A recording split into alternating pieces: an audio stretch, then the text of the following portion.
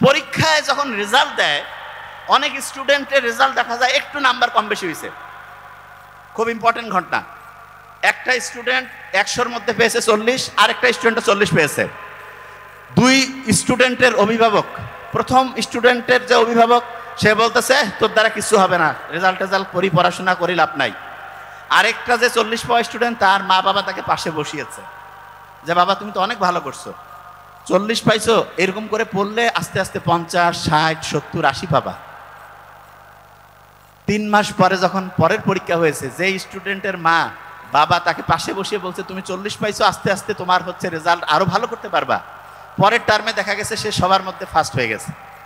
এটা কেন হইলো? কারণ তার ওই বাচ্চাটা সাহস পাইছে যে না, আমার বাবা মা বলতেছে আমি ভালো করতেছি, তখন তার ব্রেইনও খুশি হয়ে গেল এবং সে পরিশ্রম করে পরের রেজাল্টটা অসাধারণ করলো। তাহলে অভিভাবক যারা আছে, সন্তানের রেজাল্ট যেরকমই হোক, প্রত্যেক অভিভাবকের প্রথম এবং প্রধান দায়িত্ব সন্তানের রেজাল্ট যেরকমই হোক তাকে পাশে বসিয়ে উৎসাহিত করা। কি করা? অনেকে বিশ্বাস করতেছে না, কয় না নাম্বার কম পেলে উৎসাহ দেওয়া যাবে না। আচ্ছা, অভিভাবকদের আমি একটা জিনিস বলি, আপনার সন্তানকে কি আপনি নাম্বার 1 বানাইতে চান কিনা? হাত উঁচু করেন তো, কারা কারা চান? প্রত্যেকেই চান না? আমরা চাই প্রত্যেকেই। আচ্ছা, ভেরি নাইস। শোনেন, এই যে আপনার সন্তানকে যদি আপনি নাম্বার 1 বানাতে চান, একটা আমি জিনিস বলি, তাহলে এখন আপনি নিজে বুঝবেন। আপনার বাসায় একজন সুস্থ আছে, একজন অসুস্থ, হেল্প কি সুস্থ লোকের বেশি দরকার না অসুস্থ? এটা কি কঠিন কাজ? কার দরকার? অসুস্থের। একজন নাম্বার পাইছে 80 আর একজন 40, পড়াশোনায় অসুস্থ কে? 40। এরা ভালো উত্তর দিচ্ছে, ভেরি নাইস। 40 হচ্ছে অসুস্থ, তাইলে সেবা শুশ্রূষা কি 80-র বেশি দরকার না 40-এর?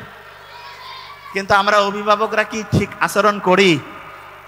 এই যে স্টুডেন্ট বলতেছে নো, তার মানে দেখা যায় 80 পাইলে কয় খুশি আর 40 পাইলে বেজার। তাইলে আসলে কি অভিভাবক হিসাবে আমি আমার কাজটা ঠিক করতে পারছি? এই জন্য দেখেন, ইসলাম দেখেন কি অসাধারণ। ছোট্ট শিশু নাম্বার কম পাইছে, তাকে উৎসাহ কি কম দেওয়া উচিত না বেশি?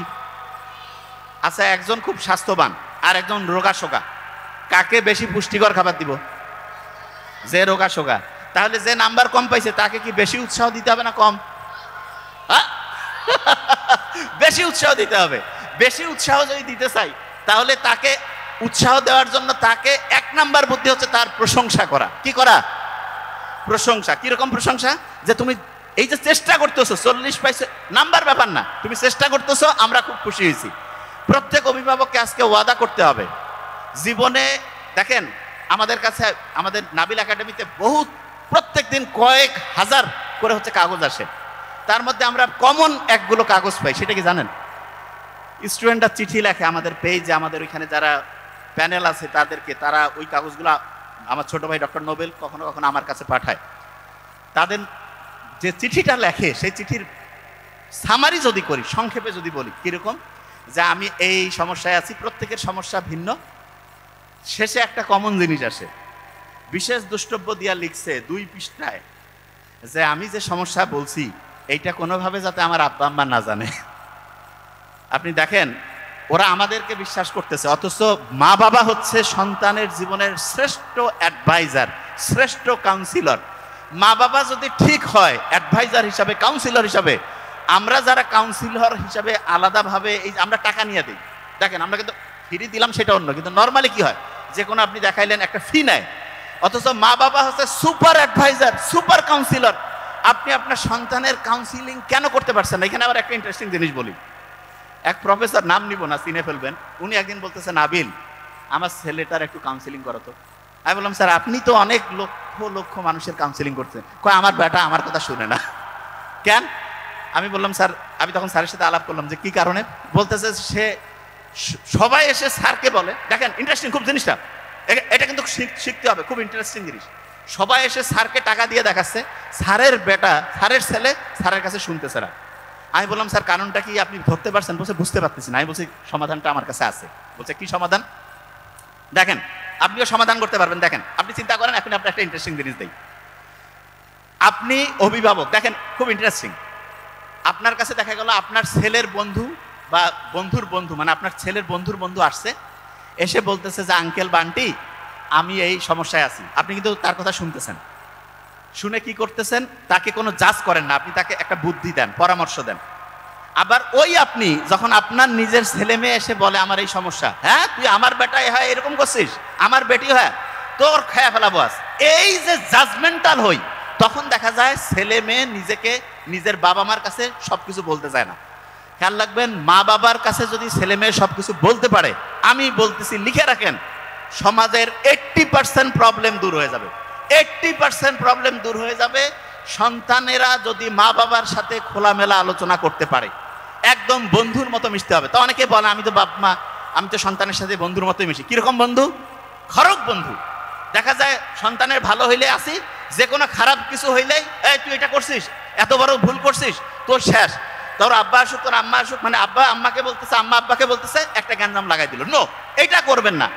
আপনি তাকে চিন্তা করবেন যে তার অবস্থায় আপনি থাকলে আপনি যাকে বলতেছেন তার কাছ থেকে কি আচরণ আশা করতেন, এবং ওই সন্তানটা যদি আপনার না হয়ে আপনার বন্ধুর বা অন্য কারো হইতো, আপনি যেই অনুযায়ী তাকে হচ্ছে ঠিকভাবে দিক নির্দেশনা দিতেন, সেটাই করতেন। আচ্ছা আমি একটা জিনিস বলি, খুব অসাধারণ মানুষ যারা, অনেক সময় আমরা দোয়া নিতে যাই না, এই বলেন না কেন দোয়া নিতে যাই না?